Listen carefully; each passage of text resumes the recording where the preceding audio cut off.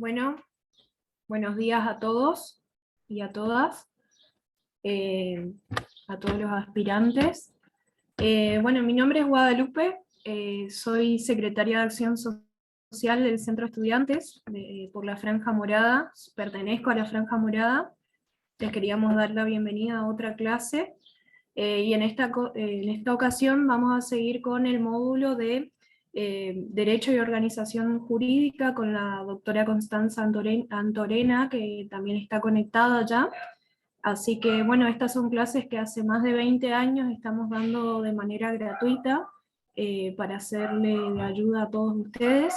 Así que bueno, espero que puedan aprovechar y que puedan seguir escuchándolas. Van a estar grabadas, como ya ven, y van a estar subidas a nuestro canal de YouTube.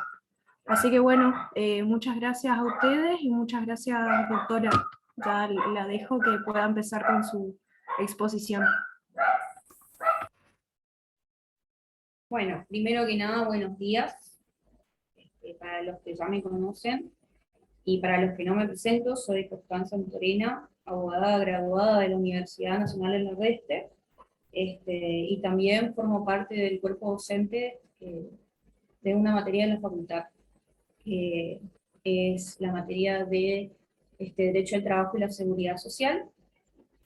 Eh, Así que bueno, buenos días. Vamos a dar inicio entonces y vamos a continuar con los capítulos que habíamos quedado, que vamos a desarrollar el día de hoy, del capítulo 5 del material de estudio hasta el capítulo 10, inclusive.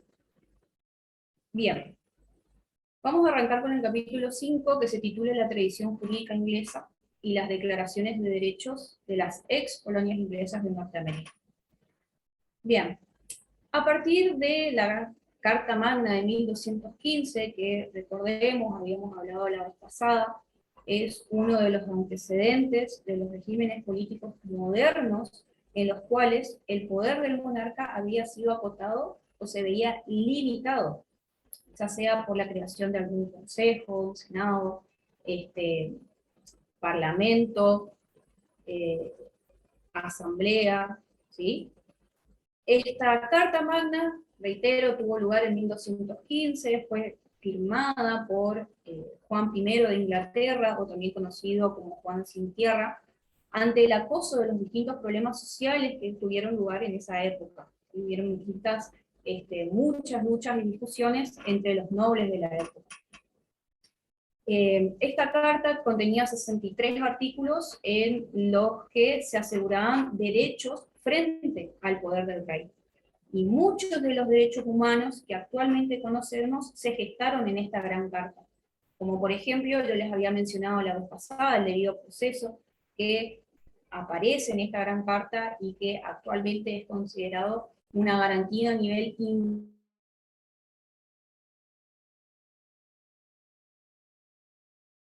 18 de la Constitución Nacional, cuando dice que nadie puede ser juzgado, nadie puede ser penado sin juicio previo basado en ley anterior al hecho del proceso. ¿Sí? O sea, imagínense la gran importancia que tuvo entonces esta Carta Magna de 1215, que estableció derechos que hasta hoy en día siguen vigentes. Otro de los derechos que podemos mencionar de esta carta fue el principio de legalidad, o que empieza a aparecer aspectos relacionados con el habeas corpus también. Entonces, en esta época comienza a desarrollarse el Parlamento, que, reitero, surge como una limitación al poder del rey. Este Parlamento estaba compuesto en esa época por dos cámaras. Por un lado teníamos la Cámara Alta o la Cámara de los Lores, que representaban a la nobleza, y por otro lado teníamos la Cámara de los Comunes, que representaban al clero y a la gente común. Bien. A partir de esta carta, entonces, podemos decir que en Inglaterra comienza un proceso de configuración de un Estado de Derecho.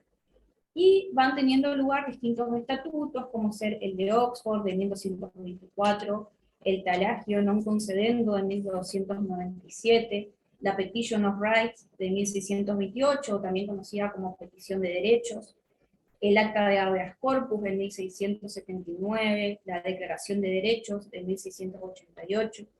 Esta Declaración de Derechos consagra la victoria del Parlamento por encima de los reyes, de Inglaterra, que en ese momento eran Guillermo III y María II, o también conocida como María de Orleans, donde estos reyes lo que hicieron fue comprometerse a respetar aquellos derechos y libertades que los distintos monarcas habían transgredido durante sus gobiernos, ¿sí? Que fue transgredido por los distintos soberanos.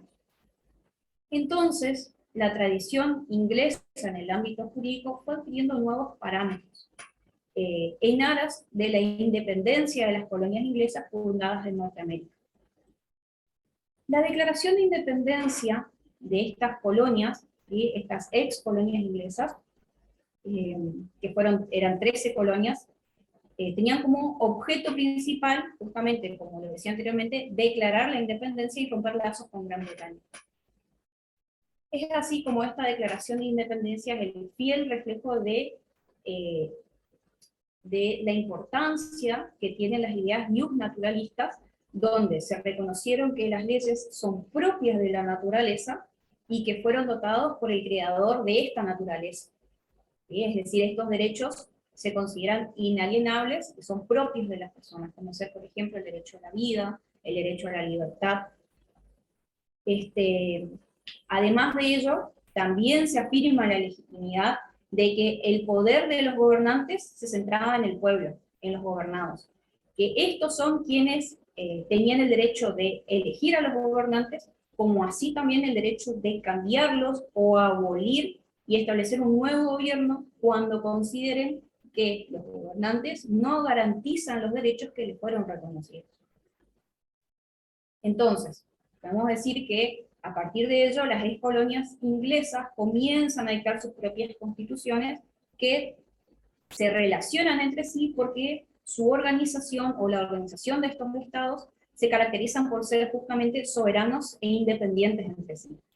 Podemos hablar de que las primeras colonias en dictar sus constituciones fueron el estado de Virginia, de Massachusetts, de Filadelfia, Delaware, Pensilvania, y cobra especial relevancia el estado de Virginia en este momento porque el estado de Virginia habla de la Declaración de los Derechos de 1776, que se dividía en 3 secciones. La primera sección establecía que los hombres eran considerados igualmente libres, independientes, y que estos derechos son innatos. La segunda sección hablaba de que el poder estaba en el pueblo y que, en consecuencia, los magistrados son servidores del pueblo y tienen que responder ante el pueblo. Y la tercera sección establecía que el gobierno tiene una finalidad, y esa finalidad es la del provecho, la protección y la seguridad, ya sea del pueblo, de la nación o de la comunidad. Esto que habla Virginia, el estado de Virginia, es similar a lo que establece el estado de Massachusetts. Es así entonces como las ex colonias inglesas pasarían a ser estados independientes y soberanos. Luego de ello, deciden formar una confederación de estados donde se unían las 13 colonias. Esta confederación de estados lamentablemente resultó ser bastante débil, entonces tiene lugar lo que se conoce como la Convención de Filadelfia. Esta Convención de Filadelfia lo que hizo fue elaborar un proyecto de constitución que se sometió a la aprobación definitiva por vía de referéndum en el año 1789. Cuando nosotros hacemos referencia a la vía de referéndum, nos referimos a el procedimiento por el cual se somete a votación popular una ley o un asunto que el Estado considera de importancia. Veamos. Lo característico de este periodo es que se transitaban los estados, fue la particular condición que estableció el Estado de Virginia justamente para poder ratificar la Constitución. Es decir, Virginia aceptaba la creación de la Constitución, pero consideraba que esta Constitución no podía obviar determinadas cuestiones, como ser que no proscribía la esclavitud, ni tampoco hablaba o hacía referencia a una declaración de derechos. Entonces, Virginia condiciona la ratificación de la Constitución hasta tanto no se dicte una declaración de derechos. Esta Declaración de Derechos, entonces, comienza a tratarse en 1789 y concluye en el año 1791. Es lo que pueden encontrar como la Carta de Declaración, la Carta de Derechos de los Estados Unidos, la Declaración de Derechos, o también conocida como Bill of Rights, que contuvieron las 10 primeras enmiendas constitucionales a través de las cuales se garantizaban derechos a las personas, que estaban relacionados, por ejemplo, con la libertad religiosa, la libertad de prensa, el derecho a reunirse pacíficamente, la inviolabilidad de la seguridad de las personas, del domicilio, la inviolabilidad de los papeles, como así también a no ser condenado sin juicio previo ni dos veces por el mismo hecho. ¿Sí? Entonces, fíjense el proceso que transitan estas ex colonias que buscan romper justamente lazos con Gran Bretaña y comienzan su proceso de constitucionalización. ¿Sí? Y cada uno de estos estados comienzan a dictar sus propias constituciones y después tiene lugar la Convención de Filadelfia elaborando un proyecto de constitución para que los estados formen parte en conjunto. Bien. Vamos a pasar al capítulo 6, el constitucionalismo y la Revolución Francesa. Este capítulo hace referencia a una época que transcurre entre el Renacimiento, siglo XV, siglo XVI, y un periodo de transición entre la Edad Media e inicios de la Edad Moderna. Durante este periodo tuvo lugar el nacimiento de lo que se conoce como el Estado moderno. El Estado moderno se caracterizaba por el absolutismo monárquico, que era una forma de gobierno en la cual el poder absoluto recaía en el monarca. Entonces, esta forma de gobierno obligó a que se planteen otras formas de poder. A su vez, paralelamente, comienza a cobrar importancia o a hacerse notar una nueva clase social, que es la que se conoce como la burguesía. La burguesía representaba la clase social compuesta por propietarios, comerciantes, dueños de los medios de producción y que hacían uso o explotaban la mano de obra del sector obrero, que también se la puede conocer o la pueden encontrar como el proletariado. Ello, en conjunto con un quiebre económico, político, social y cultural, contribuyeron justamente al nacimiento de esta nueva clase social que tenía como objeto que la soberanía del pueblo sustituya a la monarquía y se instaure el principio de separación de poderes, como así también que el reconocimiento de los derechos del hombre sustituyan los derechos estamentales que hasta el momento regían. ¿Sí? Entonces, el desarrollo del Estado moderno, podemos decir que hacemos referencia al conjunto o al nacimiento de una nueva clase social que dio lugar también a una nueva teoría política en la cual se decía que los conflictos eran cuestiones netamente de relaciones humanas y no específicamente por cuestiones teleológicas. Entonces, esto, sumado a que la ciencia empieza a cambiar la mentalidad de las personas y reemplaza a la religión, empieza un periodo de decadencia de la Iglesia. ¿Por qué decimos que empieza un periodo de decadencia de la Iglesia? Porque justamente el Papa comienza a perder poder, los tributos que pagaban los ciudadanos a favor de la Iglesia eran suprimidos y los bienes que poseía la Iglesia pasaban en manos de los particulares. Entonces comienza a gestarse a través de estas ideas, de estos hechos y de estos acontecimientos, la idea del liberalismo, que fue la filosofía que impregnó a la Revolución Francesa. Entonces, decimos que en esta época, que en este periodo de transición, se produjo un cambio en el esquema de poder, un cambio en el esquema de poder porque nace una nueva clase social y la Iglesia comienza a perder poder justamente, porque la Iglesia planteaba la idea de sacrificio en pos de ganarse la vida eterna, ¿sí? O de llegar al cielo. Entonces, eso también, con el nacimiento de esta nueva filosofía, de estas ideas, la Iglesia comienza a perder poder y comienza un periodo de decadencia. A su vez, si ustedes leyeron el material, y si no, bueno, cuando acudan el material lo van a encontrar, este autor hace en este capítulo una especial mención a los pensamientos que tienen lugar por Augusto Comte, por Tocqueville y por Marx, respecto de la importancia que tuvo la Revolución Francesa. Específicamente, cada uno, en el caso de Comte, lo que dice es que la Revolución Francesa destruyó la escala de valores y el sistema de creencia religioso que existía en ese momento, que regía la vida social. Y Comte lo que decía es que justamente el nuevo orden social entonces tenía que basarse en la ciencia. Y él habla de el positivismo como fundamento del nuevo orden social. En el caso de Tocqueville, que tiene un punto de vista un poco más historiador, ¿sí? Más histórico, habla de que la importancia de la Revolución Francesa fue justamente la destrucción de una jerarquía aristocrática tradicional y que da lugar a un nuevo, o da lugar a que el sistema democrático pueda comenzar a imponerse en el mundo occidental y se empiece a aplicar como una nueva forma de Estado.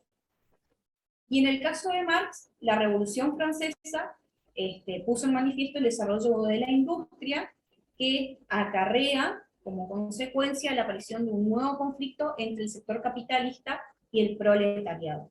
Que ahora cuando veamos específicamente el capítulo de Revolución Francesa y desarrollando los restantes, vamos a ir viendo específicamente cuál fue el conflicto. Bien.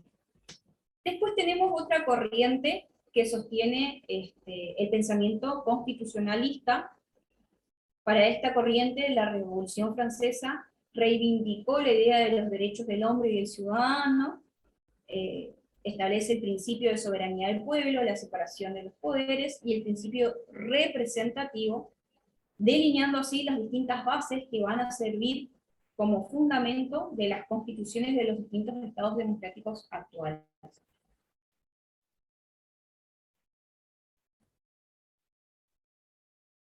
Ahora, cuando yo termine de desarrollar el punto 7, freno un ratito y vamos a ir viendo las preguntas, si les parece bien. Así no vamos cortando. En cuanto a la Revolución Francesa, como su nombre lo indica, tuvo lugar en Francia entre los años 1789 y 1799. Durante este periodo se desarrolló un gran conflicto político y social. Lo que caracteriza o marca a la Revolución Francesa fue la Declaración de los Derechos del Hombre. Esta Declaración de los Derechos del Hombre, lógicamente, la compararon con la Declaración de Derechos norteamericanos, y la crítica que se le hacía a los derechos constitucionales de Norteamérica era que, al no abolir la esclavitud, no eran derechos que se aplicaban a todos los hombres, sino que eran derechos que se aplicaban exclusivamente para aquellas personas que eran libres. Si bien dicen que son para todos los hombres, al no hacer referencia a la abolición de la esclavitud, se entiende entonces que solamente regía para las personas que eran consideradas libres. En el caso de la Declaración de los Derechos del Hombre y el Ciudadano en Francia, la idea de esta declaración era justamente abolir la esclavitud y lograr ser un ejemplo para el mundo, que se pueda aplicar para todas las personas en cualquier momento y sin tener en cuenta si es una persona libre o no. En este sentido, justamente, esa es la gran importancia que tiene y la gran distinción que se le hace, es que justamente la Revolución Francesa hace mención a la abolición de la esclavitud y la norteamericana. Siguiendo un poco, en esta época aparecen distintos pensadores que crean sus propias obras, como Rousseau, Montesquieu, Sieyès. Estos estos grandes pensadores elaboraron obras de tal importancia que influenciaron justamente la Declaración de los Derechos del Hombre y del Ciudadano. ¿Por qué? Porque esta declaración lo que hace es afirmar la idea de que toda sociedad en la cual se garantizan los derechos del hombre, que no esté asegurada ni determinada la separación de poderes, entonces carece de constitución. Estas eran una recopilación de los pensamientos justamente de Rousseau, Montesquieu y César, a través de sus grandes obras. De aquí entonces surge la idea de que toda constitución va a estar dividida en dos partes, una parte dogmática y una parte orgánica. En cuanto a la parte dogmática, se establecen las finalidades que va a tener esta constitución, finalidades humanas, políticas, sociales, y por otro lado vamos a tener la parte orgánica, que va a establecer cómo se va a organizar el Estado y en consecuencia cómo se van a organizar o dividir los poderes. Entonces, esto es a grandes rasgos y puntualmente en lo que es este módulo, cómo toma gran importancia la Revolución Francesa. Voy a seguir avanzando y después nomás voy a leer las preguntas, así no se corta el hilo. Bueno, vamos a pasar al otro capítulo que también está relacionado, que es la Declaración de los Derechos del Hombre y del Ciudadano. En este caso, la Asamblea Constituyente de 1789 es la encargada de revisar los proyectos que se presentaron. Se presentaron 21 proyectos, de los cuales solo uno fue sancionado. Recalco que la Declaración de los Derechos del Hombre y del Ciudadano es uno de los documentos fundamentales de la Revolución Francesa, porque define derechos personales y colectivos como universales, justamente, no sectorial, sino como universales. Esta declaración tiene un alcance general y está orientado a futuro, donde se enumeran derechos inherentes a la naturaleza humana, como ser el derecho a la libertad, el derecho a la propiedad, a la seguridad, a la igualdad. También reconoce derechos que los derechos son naturales e imprescriptibles y consagra también el principio de legalidad. Esta declaración sí tiene una nota característica, y es que se aplicaba exclusivamente para los hombres. Para los hombres. ¿Por qué? Porque se consideraba que justamente los hombres ejercían cierto control sobre las mujeres. Entonces, ¿qué se decía? Se decía que si a las mujeres se les daba la posibilidad de intervenir en determinadas decisiones, el clero iba a utilizar ese control que tenían sobre las mujeres para poder obstaculizar los distintos avances que se buscaban. ¿Sí? Que se iba a usar a las mujeres en estos casos para justamente entorpecer la evolución o los avances que se buscaba para la época. Luego, la Revolución Francesa entra en una segunda parte, donde se notó la preocupación, una preocupación de carácter social, que se plasma en la Declaración de Derechos del año 1792. Cuando decimos preocupación de carácter social, ¿por qué se dice que es justamente de este carácter? Porque en la Declaración de Derechos de 1792 se plasman justamente derechos sociales relativos al trabajo, a la educación, o instrucción, y a la protección de la indigencia. Es decir, pasa de un punto de vista individualista a un punto de vista social, ¿sí? Un punto de vista distinto al que se tenía en un principio.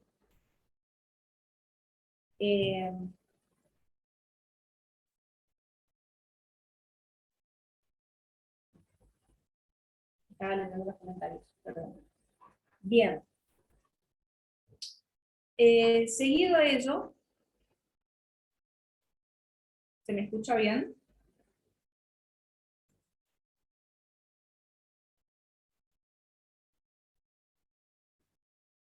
Perfecto. Continúo.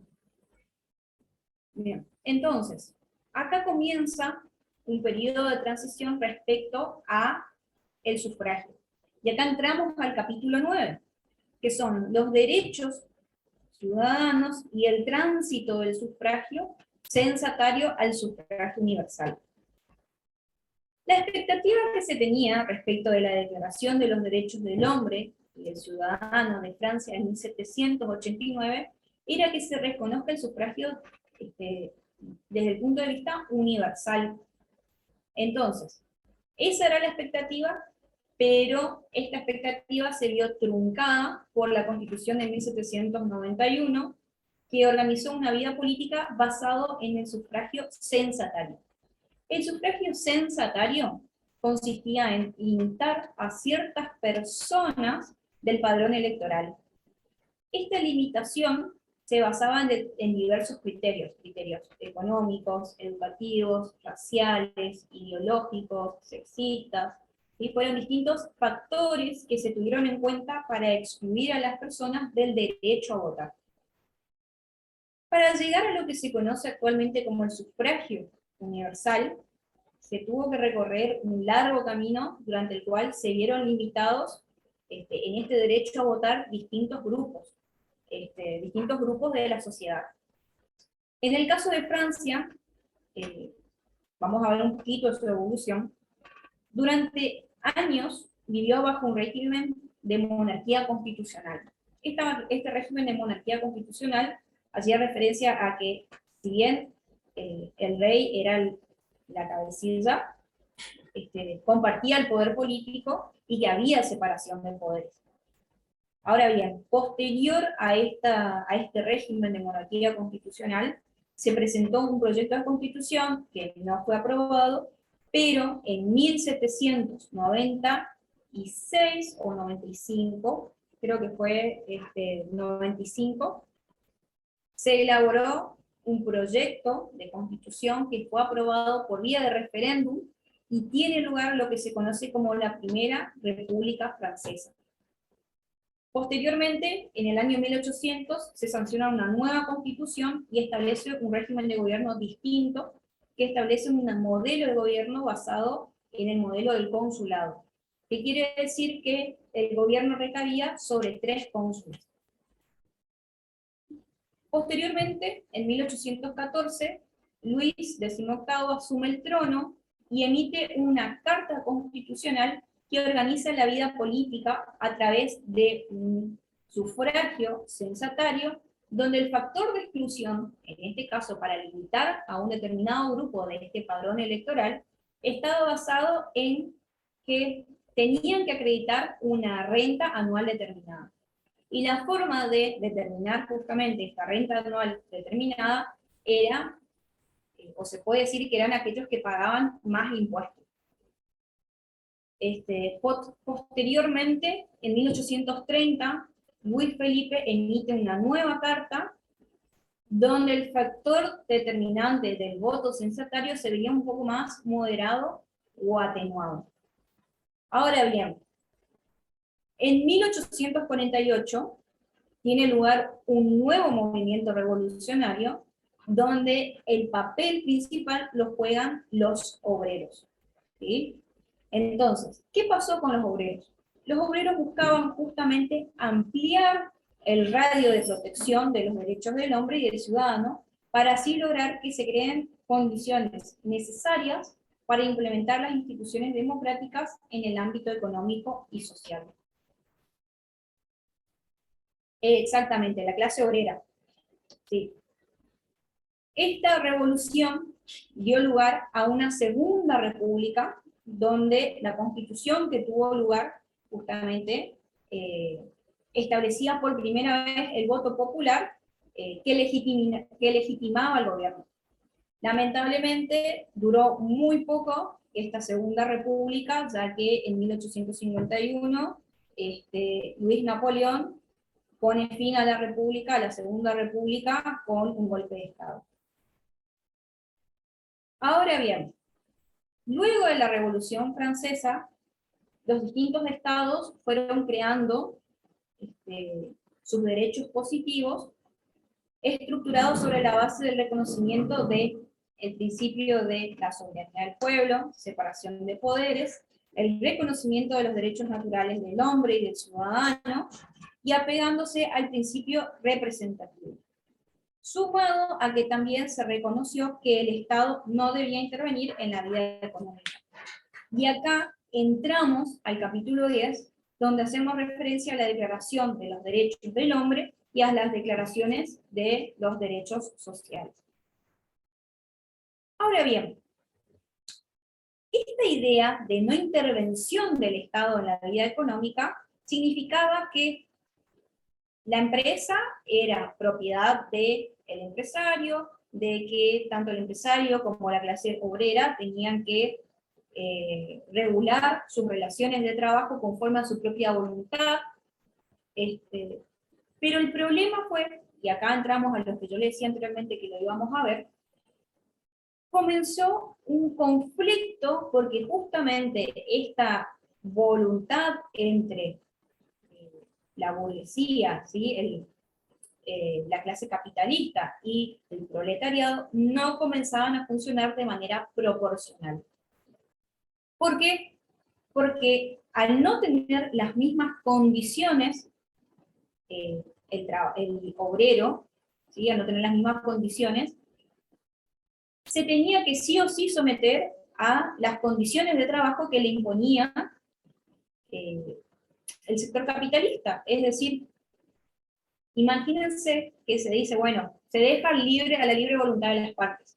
Si esto es así, entonces, lógicamente, la burguesía, ¿qué va a hacer? Va a decir, bueno, lo voy a explotar lo máximo posible, le voy a pagar lo menos posible, le voy a hacer trabajar lo máximo posible, le voy a dar la menor cantidad de beneficios, y yo voy a ser el que más beneficiado se vea. Es algo lógico que esto suceda, porque el burgués nunca va a querer perder ante la clase obrera, y si a la clase obrera no se le reconocía ningún derecho, entonces la burguesía lo iba a usar a su beneficio. Y es así como la clase trabajadora comienza a organizarse y luchar contra la burguesía, aludiendo que la burguesía justamente consignó leyes que le permitía reservarse para sí todos los derechos y así impedir que los obreros gocen el acceso al bienestar, a una vida digna. Entonces, se suponía que por las formas en que estaba organizada la política y el aspecto jurídico, todos los hombres eran libres. Pero si ponemos en la balanza cómo vivía la burguesía y cómo vivía la clase obrera, o qué derechos tenían unos y otros, vamos a ver que la realidad no hacía luz de que todos los hombres eran libres.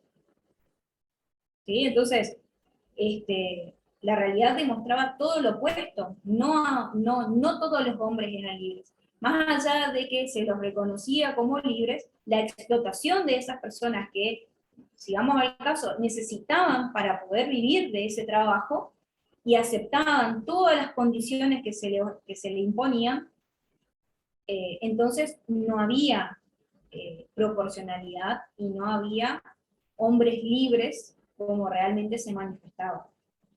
Entonces, con el paso del tiempo, se fueron generando distintos cuestionamientos, se exigió al Estado que interviniera en la vida económica en representación de los derechos de la comunidad. Entonces vamos a ver cómo, de la misma forma que anteriormente fuimos viendo y fuimos desarrollando, que la burguesía logró el reconocimiento jurídico de los derechos del hombre, en este caso la clase obrera o el proletariado va a aparecer y va a reivindicar los derechos sociales, va a obtener los derechos que realmente buscaban. Dentro de los derechos que podemos mencionar que se peleaban era la jornada limitada de labor, condiciones dignas de trabajo, el derecho a contratar, el derecho a trabajar, perdón,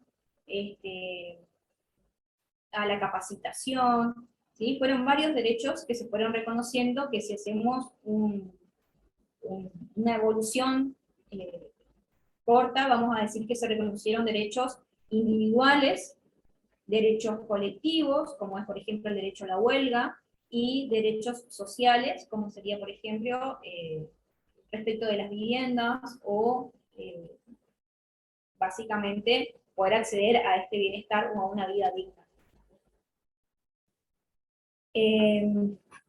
Si nosotros hacemos una comparación entre todo lo que sucedió y vemos, lo aplicamos en nuestro ordenamiento jurídico actual, nosotros vamos a ver que nuestro Estado sí interviene en nuestro ordenamiento jurídico estableciendo un piso mínimo de condiciones de trabajo, que si ustedes tienen inquietud y lo quieren leer, están en el artículo 14 bis de la Constitución Nacional. Este artículo 14 bis justamente lo que hace es establecer un piso mínimo de garantías, estableciendo justamente un principio que desde el punto de vista del derecho del trabajo se llama principio protectorio. Y bueno, garantiza justamente todos estos derechos de los trabajadores que vamos viendo que comienzan a pelearse, comienzan a reclamarse luego de la Revolución Francesa, y que hasta hoy en día justamente la importancia que tuvieron es que el Estado justamente intervenga y limite esta libertad contractual que, de las relaciones de trabajo que en ese momento se manifestaban, que tenía que regularse a su simple voluntad, pero que justamente la realidad demostró que el trabajador no está capacitado para poder establecer cuáles van a ser sus condiciones de trabajo, porque lógicamente, si lo ponemos en un ejemplo, si yo le digo al que me quiere contratar, no, yo quiero trabajar 8 horas y ganar un poco más de un salario mínimo vital y móvil, y él no me quiere pagar, no me contrata. Entonces, si yo necesito el trabajo, porque tengo una familia que mantener, voy a aceptar que me diga, por ejemplo, bueno, yo te contrato en blanco 4 horas, pero en realidad vas a trabajar 8 y te pago como si trabajaras, por ejemplo, 5 horas. No sé si se entiende la comparación. Y yo que necesito, le voy a decir que sí. O sea, básicamente la explotación sigue existiendo, sigue existiendo, pero nuestro Estado ha previsto muchos mecanismos de protección para que esto no pase, y de igual manera sigue pasando.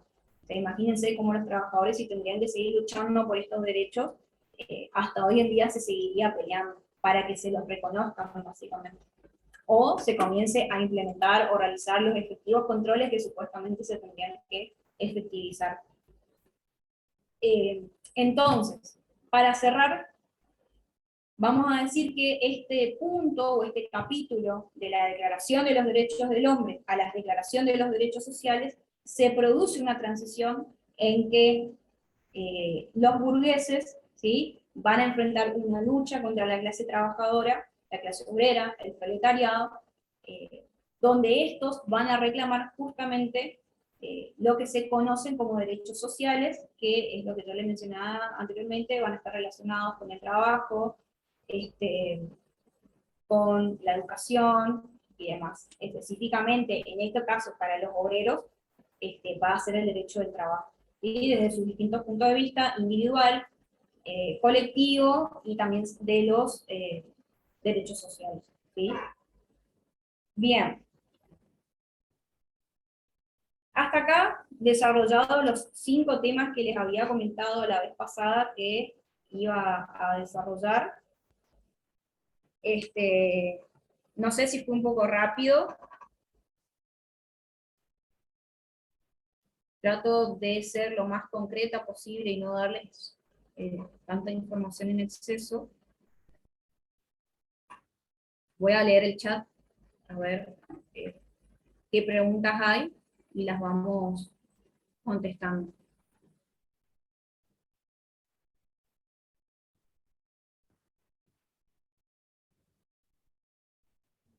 Creo que se me cortó. Bueno, Celeste Switchmitowski dice el orden social en qué se basaba. La verdad que no sé en qué parte te quedaste porque hablé de tantas cosas que...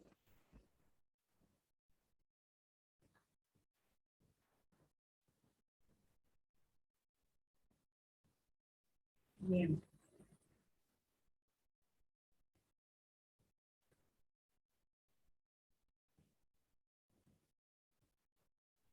No se escucha.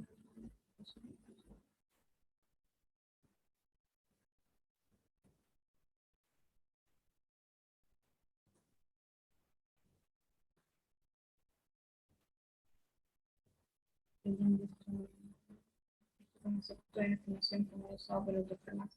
Así es, Delia. Lo que se refiere que dice este concepto de enajenación fue muy usado por el autor Karl Marx. Sí, nunca terminó.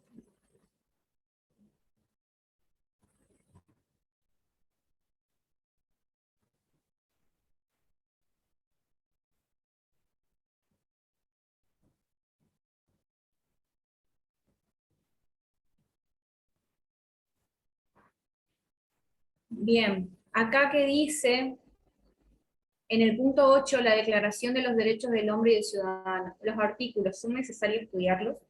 Y miren chicos, si los artículos están en el material que les da la universidad, tienen que estudiarlos porque eh, si la universidad les dio es porque tienen que saber. Yo no les puedo decir qué estudiar y qué no porque eh, puede entrar cualquier tema en el examen.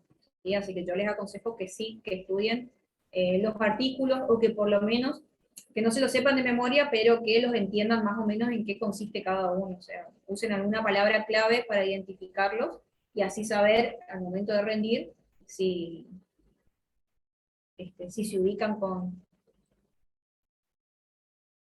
cada articulado.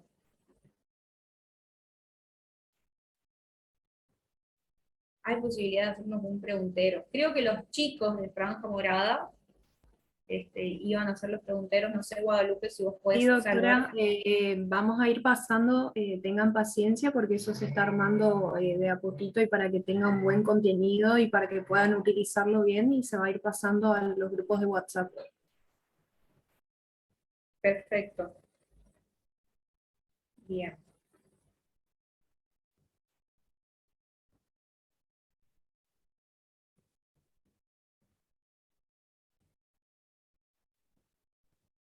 En cuanto a la pregunta,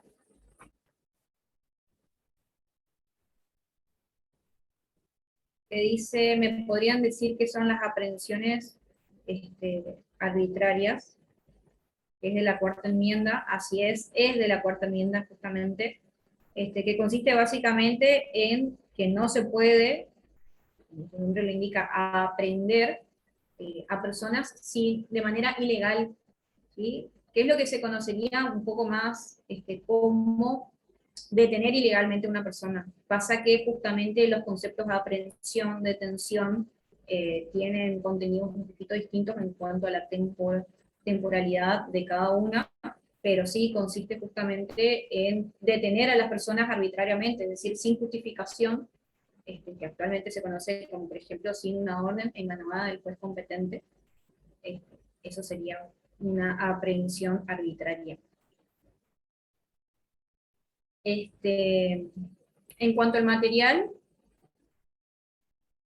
lo pueden encontrar. Guadalupe, no sé dónde está, no sé si ustedes los tienen cargado el material en algún drive. Sí, tenemos el material de ingreso, el que, o sea, de los cuadernillos de cada módulo están en un drive que, bueno, escriban nuevamente al grupo y ahí se los voy a pasar o cualquier otro de los chicos se lo va a pasar. Eh, y después están los materiales que ustedes, los docentes que están dando las clases de apoyo, están difundiendo y nos están pasando para ayuda, o sea, sepan diferenciar por ahí eso. Bien, gracias. Bien, María Agustina Benítez, profe, ¿podría repetir cómo fue la transición de derechos del hombre a derechos sociales? Bueno, básicamente, para hacerlo un poco más resumido, quizás un poquito más entendible. Nosotros tenemos los derechos del hombre, que eran los derechos reconocidos si bien era para todos, solamente respaldaban o beneficiaban a la burguesía. Y esos son los derechos, la Declaración de los Derechos del Hombre. ¿Qué pasó? Con el paso del tiempo, la clase trabajadora, la clase obrera, fue empezando a elevarse, a organizarse y luchar, porque decía que la burguesía justamente había consignado leyes que les beneficiaban solamente a ellos, y que a la clase obrera o al proletariado no le permitía acceder a una vida digna, al bienestar que tanto anhelaban. Entonces empieza la lucha de la clase obrera para que se le reconozcan determinados derechos, que van a ser los derechos que se conocen que se conocen como los derechos sociales, justamente. Van a pelear, recordemos que en esa época estaban las industrias, donde los obreros no tenían condiciones dignas de trabajo, no tenían una jornada máxima, bueno, los salarios eran disminuidos, es decir, ya de por sí tenían un salario disminuido por su tiempo de trabajo, entonces tenían que trabajar horas extras para lograr más dinero y poder llevar a su familia. Entonces aceptaban estas condiciones de trabajo que estaban por debajo de lo que se podía considerar como condiciones dignas y salubres. Yo digo las condiciones salubres implican justamente una jornada limitada para que la persona pueda descansar, que el ámbito de trabajo sea saludable, implica varias cuestiones.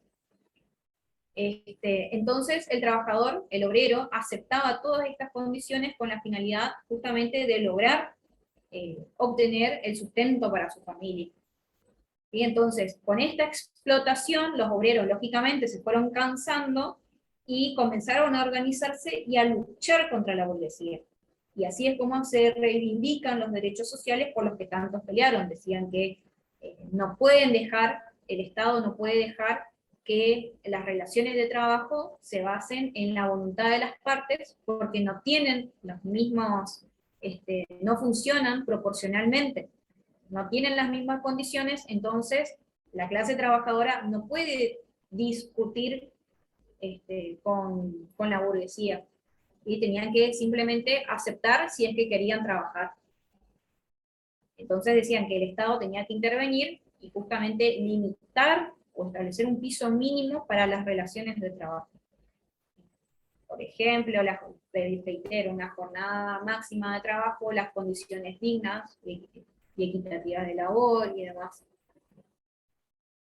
No sé si quedó claro el tema de la transición. Pasamos de los derechos del hombre, que beneficiaban a los burgueses, a los derechos sociales, que beneficiaban no solamente a los burgueses, sino también a los trabajadores, a la clase obrera.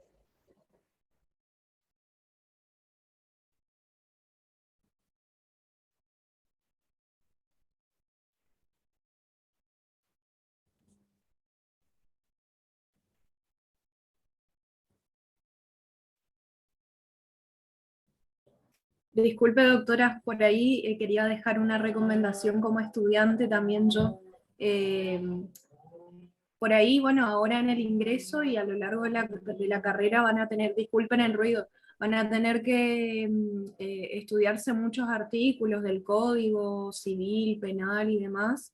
Y no es necesario que ustedes estudien de memoria porque es imposible, es humanamente imposible eso, aunque uno quiera muchas veces.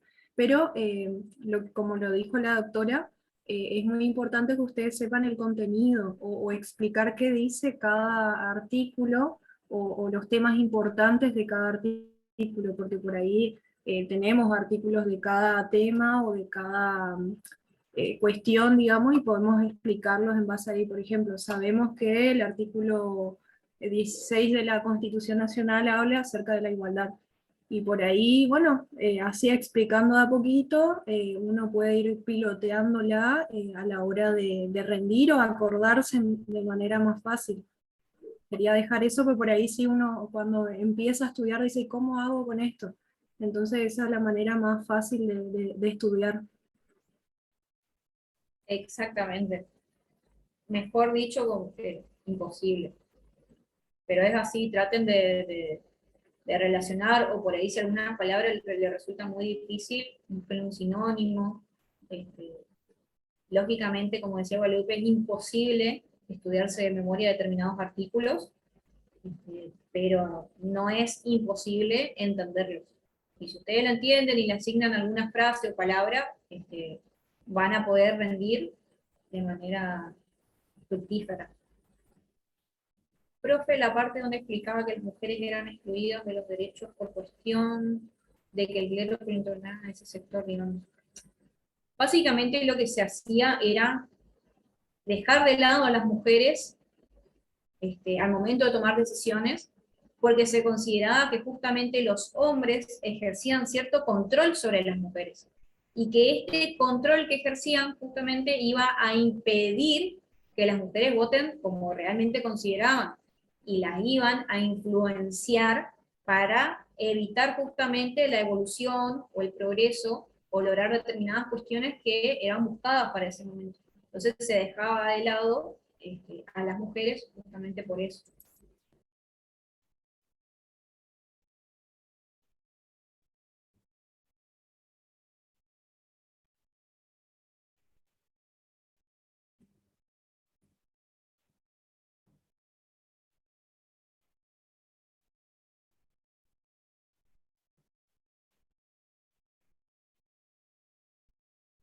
Bueno, acá dice, disculpe, pero se me cortó, que son las aprehensiones arbitrarias. Aprehensiones arbitrarias les había dicho que es lo que se conoce como una detención ilegal, detener ilegalmente a una persona. Actualmente vos para detener a una persona necesitas una orden del juez competente que te autorice a detener a una persona. Bueno, aprender arbitrariamente es justamente eso. Aprender y detener, yo les había dicho que desde el punto de vista procesal, derecho procesal penal, son conceptos distintos, aprehensión y detención, pero para la forma más fácil de que ustedes me entiendan, es una detención ilegal, una detención arbitraria, ¿sí? Detener sin autorización a una persona. Exactamente, de los arrestos ilegales.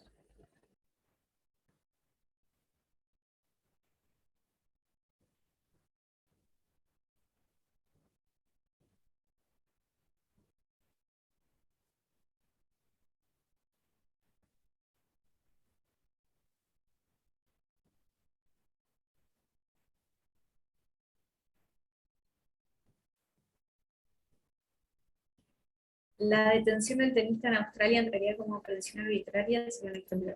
Te soy sincera, hoy, este, esta mañana, me tomó un momento para leer las noticias y vi, pero no leí específicamente por qué lo detuvieron, o sea, lo vi rápido, por lo poquito que leí, dicen que sí, que no hay razón para mantenerlo detenido, pero bueno, como no conozco, no, la verdad es que no leí, no te puedo decir si sí o no. Pero una aprehensión ilegal sería que vos vas caminando por la calle y de la nada la policía te sube al auto y te arresta, sin ninguna justificación, eh, sin orden, sin nada.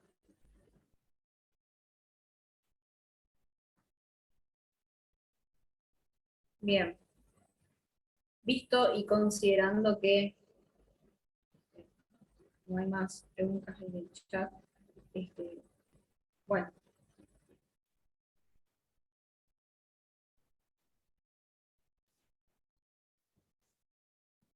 en el caso del tenista, él no cumplió las normas sanitarias de Australia.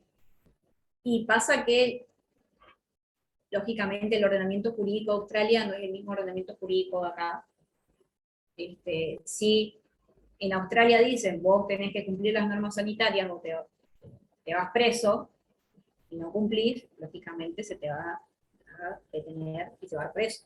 Como yo no sé lo que dice la norma sanitaria australiana, me resultaría un poco difícil. Es muy difícil de emitir una opinión sin conocer puntualmente el caso. Yo, para decirte si realmente fue arbitrario o no, tendría que leer las normas sanitarias de Australia, pero en principio suena a